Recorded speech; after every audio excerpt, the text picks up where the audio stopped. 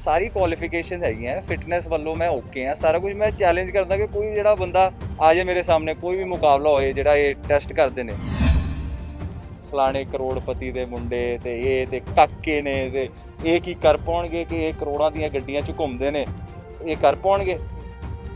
So basically I was being projected in a very negative light ਕਿ ਮੈਂ ਆਰਾਮ ਨਾਲ ਘਰੇ ਬੈਠੇ ਬੈਠੇ ਮੈਨੂੰ ਮਿਲ ਗਿਆ। No, there is a proper reason behind it and I have the full capability to also do it.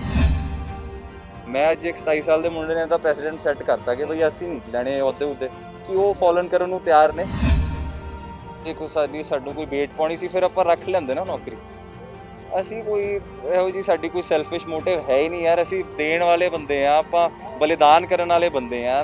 जान जे मेरे दादार जी ने अपनी देती स्टेट वास्ते ते नौकरी किहो जी चीज़ है सर।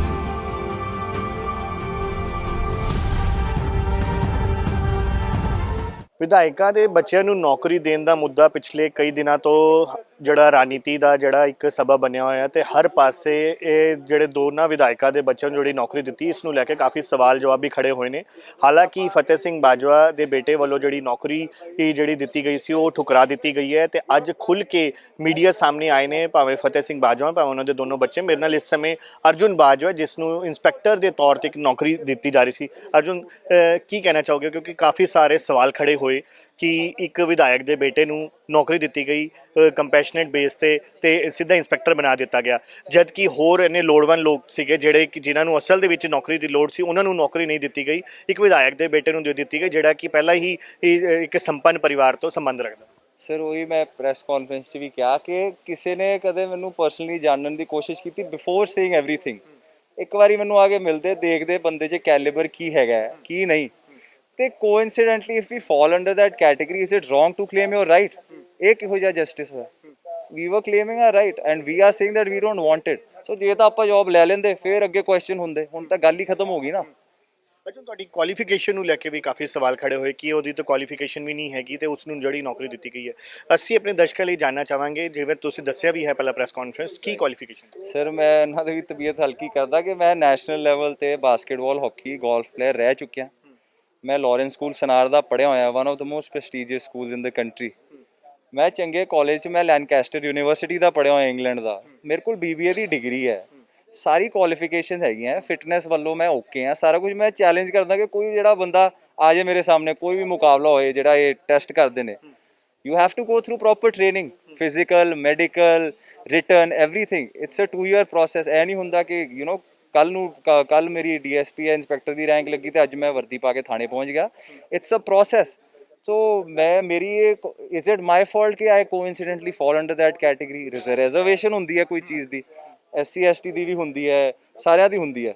ਸੋ ਇਹਦੇ ਵਿੱਚ ਜੇ ਕੰਪੈਸ਼ਨੇਟ ਗਰਾਊਂਡਸ ਤੇ ਟੈਰਰਿਸਟ ਵਿਕਟਿਮਸ ਦੀ ਰਿਜ਼ਰਵੇਸ਼ਨ ਹੈ, 1300 ਲੋਕ ਆਲਰੇਡੀ ਸਰਵ ਕਰ ਰਹੇ ਨੇ ਪੰਜਾਬ ਗਵਰਨਮੈਂਟ ਵੱਖ-ਵੱਖ ਅਹੁਦਿਆਂ ਤੇ। So what is wrong if we were claiming our right, but which we have said no to?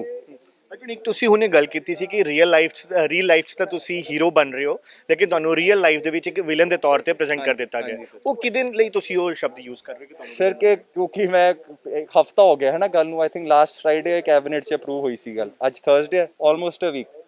ਇੱਕ ਹਫਤੇ 'ਚ ਉਹ ਕੰਟੀਨਿਊਸਲੀ ਨਿਊਜ਼ ਚੈਨਲਾਂ ਤੇ ਹੀ ਚੱਲ ਰਿਹਾ ਕਿ ਫਲਾਣੇ ਕਰੋੜਪਤੀ ਦੇ ਮੁੰਡੇ ਤੇ ਇਹ ਤੇ ਕਾਕੇ ਨੇ ਤੇ ਇਹ ਕੀ ਕਰ ਪਾਉਣਗੇ ਕਿ ਇਹ ਕਰੋੜਾਂ ਦੀਆਂ ਗੱਡੀਆਂ 'ਚ ਘੁੰਮਦੇ ਨੇ, ਇਹ ਕਰ ਪਾਉਣਗੇ। So basically I was being projected in a very negative light ਕਿ ਮੈਂ ਆਰਾਮ ਨਾਲ ਘਰੇ ਬੈਠੇ ਬੈਠੇ ਮੈਨੂੰ ਮਿਲ ਗਿਆ। No, there is a proper reason behind it and I have the full capability to also do it. ਕੁਛ ਦੇਖ ਕੇ ਹੀ ਕਿਸੇ ਨੇ ਸਿਲੈਕਸ਼ਨ ਕੀਤੀ ਹੋਣੀ ਹੈ ਨਾ। So they have projected me in a negative light. ਉਹੀ ਮੈਂ ਅੱਜ ਸਾਰੇ ਡਾਊਟਸ ਕਲੀਅਰ ਕਰਨ ਆਇਆ ਸੀ ਕਿ ਭਾਈ ਇਹ ਮੈਂ ਆ। ਤੇ ਜੇ ਤੁਸੀਂ ਮੇਰੇ ਕੋਈ ਕੈਲੀਬਰ ਨੂੰ ਡਾਊਟ ਕਰਦੇ ਮੇਰੇ ਸਾਹਮਣੇ ਆ ਕੇ ਕਹੋ। ਸੋਸ਼ਲ ਮੀਡੀਆ ਤੇ ਟਰੋਲ ਕਰਦੇ ਰਹਿਣਗੇ, ਇਹ ਕਰਨਗੇ ਜਿਹੜੇ ਸਮਾਰਟਫੋਨ ਦੇ ਪਿੱਛੇ ਛੁਪ ਕੇ ਜੀ ਅਸੀਂ ਇਹ ਕਰ ਦਾਂਗੇ ਉਹ ਕਰਦੇ। ਮੈਂ ਕਿਹਾ ਤੁਸੀਂ ਸਾਹਮਣੇ ਆ ਕੇ ਕਹੋ। ਅੱਛਾ, ਵਿਰੋਧੀ ਦਾ ਸਵਾਲ ਕਾਫੀ ਖੜੇ ਕਰ ਰਹੇ ਨੇ, ਵਿਰੋਧੀ ਦਾ ਕੰਮ ਵੀ ਸਵਾਲ ਖੜੇ ਕਰਨਾ ਹੈ, ਲੇਕਿਨ ਤੁਹਾਡੀ ਆਪਣੀ ਪਾਰਟੀ ਦੇ ਜਿਹੜੇ ਲੋਕ ਹੈਗੇ ਉਹਨਾਂ ਨੇ ਵੀ ਜਿਹੜਾ ਖੁੱਲ੍ਹ ਕੇ ਵਿਰੋਧ ਕੀਤਾ ਹੈ। ਖਾਸ ਤੌਰ 'ਤੇ ਅਗਰ ਗੱਲ ਕਰੀਏ ਤੇ ਜਿਹੜੇ ਸੁਨੀਲ ਜਾਖੜ ਜਿਹੜੇ ਕਿ PCC ਪ੍ਰੈਜ਼ੀਡੈਂਟ ਹੈਗੇ ਹੈ, ਜਿਹੜੇ ਨਵਜੋਤ ਸਿੰਘ ਸਿੱਧੂ ਹੈ, ਇੱਥੋਂ ਤੱਕ ਕਿ ਤੁਹਾਡੇ ਤਾਇਆ ਜੀ ਪ੍ਰਤਾਪ ਸਿੰਘ ਬਾਜਵਾ, ਉਹਨਾਂ ਵੱਲੋਂ ਵੀ ਵਿਰੋਧ ਜਤਾਇਆ ਗਿਆ, ਉਹਨਾਂ ਨੇ ਵੱਲੋਂ ਅਪੀਲ ਵੀ ਕੀਤੀ ਗਈ। ਉਹਨਾਂ ਬਾਰੇ ਕੀ ਕਹਿਣਾ ਚਾਹੋਗੇ? ਮੰਦਭਾਗੀ ਗੱਲ ਹੈ ਸਰ, ਕਿਉਂਕਿ ਇਹ ਤਾਂ ਸਾਡੇ ਬਾਜਵਾ ਜੀ ਤਾਂ ਰਿਸ਼ਤੇਦਾਰ ਹੀ ਨੇ। ਬਾਕੀ ਸਿੱਧੂ ਜੀ ਨਾਲ ਸਾਡੀ ਚੰਗੀ ਰਿਲੇਸ਼ਨ ਹੈ, ਮੈਂ ਉਹਨਾਂ ਨੂੰ ਪਰਸਨਲੀ ਬਹੁਤ ਚੰਗੀ ਤਰ੍ਹਾਂ ਜਾਣਦਾ। ਸੋ ਮੰਦਭਾਗੀ ਗੱਲ ਹੈ। ਜਾਖੜ ਸਾਹਿਬ ਨੇ ਵੀ ਜਿਹੜਾ ਕਿਹਾ ਕਿ ਵੀ ਇਹੋ ਜੀ ਗੱਲ, ਤੇ ਦੈਟਸ ਵਾਈ ਆਮ ਸੇਇੰਗ ਕਿ ਇੰਨੀ ਪੈਟੀ ਪੋਲਿਟਿਕਸ ਹੋਣ ਲੱਗੀ ਅੱਜ ਦੀ ਡੇਟ 'ਚ ਕਿ ਮਤਲਬ ਕੀ ਹੁਣ ਮੈਂ ਕਹਾਂ ਯਾਰ ਤੁਹਾਨੂੰ। That is why we are leaving the job ਕਿ ਯਾਰ we are beyond above all of this, ਸਾਨੂੰ ਨਹੀਂ ਲੋੜ। ਜੇ ਜਾਖੜ ਸਾਹਿਬ ਨੂੰ ਉਹ ਆਪਣੇ ਹੀ ਸੀਗੇ ਜਿਨ੍ਹਾਂ ਨੇ ਜਿਹੜਾ ਧੋਖਾ ਦਿੱਤਾ ਤੁਹਾਨੂੰ ਲੱਗਦਾ? ਨਹੀਂ, ਧੋਖਾ ਤਾਂ ਹੈਗਾ ਹੀ ਨਹੀਂ ਸਰ। ਧੋਖਾ ਤਾਂ ਹੁੰਦਾ ਜੇ ਆਪਾਂ ਐਕਸੈਪਟ ਕਰ ਲੈਂਦੇ ਤੇ ਫੇਰ ਰੱਦ ਹੁੰਦੀ। ਆਪਾਂ ਐਕਸੈਪਟ ਹੀ ਨਹੀਂ ਕਰਨੀ ਸੀ। ਧੋਖਾ ਕੋਈ ਨਹੀਂ, it's their opinion, they have full right to talk about it. But ਜਿੱਦਾਂ ਤੁਸੀਂ ਕਿਹਾ ਜਾਖੜ ਸਾਹਿਬ ਨੇ ਕਿਹਾ, ਸੋ ਮੈਂ ਉਹਨਾਂ ਨੂੰ ਇਹੀ ਕਹਿਣਾ ਚਾਹੁੰਦਾ ਕਿ ਮੈਂ ਤਾਂ ਤੁਹਾਡੇ ਬੱਚਿਆਂ ਵਰਗਾ। ਮੈਂ ਅੱਜ ਇੱਕ 27 ਸਾਲ ਦੇ ਮੁੰਡੇ ਨੇ ਤਾਂ ਪ੍ਰੈਸੀਡੈਂਟ ਸੈੱਟ ਕਰਤਾ ਕਿ ਬਈ ਅਸੀਂ ਨਹੀਂ ਲੈਣੇ ਅਹੁਦੇ ਕਿ ਉਹ ਫੋਲਨ ਕਰਨ ਨੂੰ ਤਿਆਰ ਨੇ, ਉਹਨਾਂ ਨੂੰ ਜਾ ਕੇ ਪੁੱਛ ਲਓ। ਅਜੇ ਇੱਕ ਸਵਾਲ ਇਸ ਲਈ ਵੀ ਪੈਦਾ ਹੁੰਦਾ ਹੈ ਕਿ ਇੱਕ ਪਾਸੇ ਅੱਜ ਦੀ ਹੀ ਇੱਕ ਵਾਕਿਆ ਹੈਗਾ ਕਿ ਮੁੱਖ ਮੰਤਰੀ ਆਵਾਸ ਦੇ ਬਾਹਰ ਪੈਰਾਲੰਪਿਕਸ ਪਲੇਅਰ ਜਿਹੜੇ ਕਿ ਚੰਗੇ ਤਰੀਕੇ ਨਾਲ ਚੱਲ ਫਿਰ ਵੀ ਨਹੀਂ ਸਕਦੇ, ਉਹ ਜਿਹੜੇ ਅੱਜ ਆਪਣੀ ਨੌਕਰੀ ਲਈ ਜਿਹੜੇ ਦਰ ਦੀ ਠੋਕਰਾਂ ਖਾ ਰਹੇ ਨੇ, ਅੱਜ ਉਹ ਜਦੋਂ ਉੱਥੇ ਗੱਲ ਕਰਨ ਆਏ ਤੇ ਉਹਨਾਂ ਨੂੰ ਉੱਥੇ ਕਾਫੀ ਕੁੱਟਿਆ ਗਿਆ ਪੁਲਿਸ ਵੱਲੋਂ।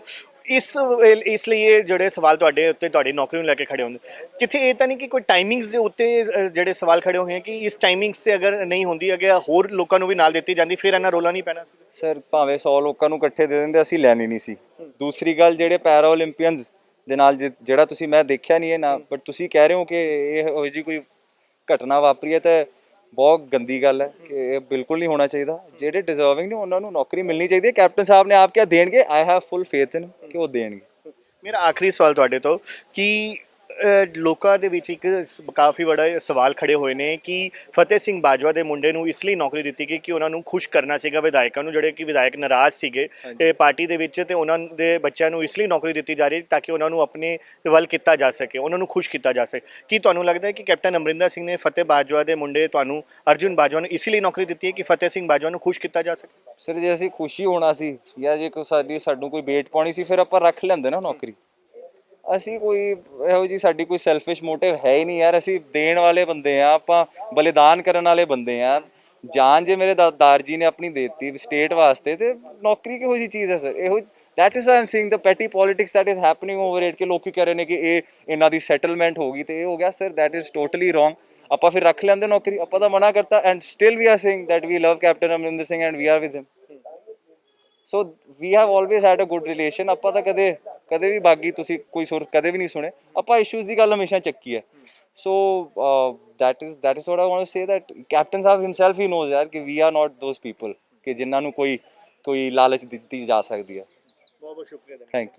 ਸੋ ਬਿਲਕੁਲ ਇਹ ਸੀਗੇ ਅਰਜੁਨ ਬਾਜਵਾ, ਜਿਨ੍ਹਾਂ ਨੂੰ ਜਿਹੜੀ ਇੰਸਪੈਕਟਰ ਦੀ ਨੌਕਰੀ ਦਿੱਤੀ ਗਈ ਸੀ। ਹਾਲਾਂਕਿ ਇਹਨਾਂ ਨੇ ਆਪਣੀ ਜਿਹੜੀ ਨੌਕਰੀ ਕਾਫੀ ਵਿਰੋਧ ਤੋਂ ਬਾਅਦ ਜਿਹੜੀ ਉਹ ਵਿਡਰੋ ਕਰ ਦਿੱਤੀ ਤੇ ਸਾਫ਼ ਕਹਿ ਦਿੱਤਾ ਹੈ ਕਿ ਨੌਕਰੀ ਨਹੀਂ ਲੈਣਗੇ। ਤੇ ਅੱਜ ਖੁੱਲ੍ਹ ਕੇ ਮੀਡੀਆ ਸਾਹਮਣੇ ਜਿਹੜਾ ਜਵਾਬ ਵੀ ਦਿੱਤਾ ਹੈ, ਮੀਡੀਆ ਦੇ ਹਰ ਸਵਾਲ ਦਾ ਜਵਾਬ ਦਿੱਤਾ ਹੈ। ਲੋਕਾਂ ਦੇ ਵਿੱਚ ਜਿਸ ਤਰੀਕੇ ਨਾਲ ਕਾਫੀ ਸਵਾਲ ਪੈਦਾ ਹੋ ਰਹੇ ਸੀਗੇ, ਵਿਰੋਧੀ ਖਾਸ ਤੌਰ 'ਤੇ ਅਗਰ ਗੱਲ ਕਰੀਏ ਵਿਰੋਧੀਆਂ ਦੇ ਨਾਲ ਆਪਣੀ ਹੀ ਪਾਰਟੀ ਦੇ ਜਿਹੜੇ ਵਿਧਾਇਕ ਸੀਗੇ, ਮੰਤਰੀ ਸੀਗੇ, ਇੱਥੋਂ ਤੱਕ ਕਿ PCC ਪ੍ਰੈਜ਼ੀਡੈਂਟ ਸੀਗੇ, ਉਹਨਾਂ ਵੱਲੋਂ ਵੀ ਕਾਫੀ ਸਵਾਲ ਖੜੇ ਕੀਤੇ।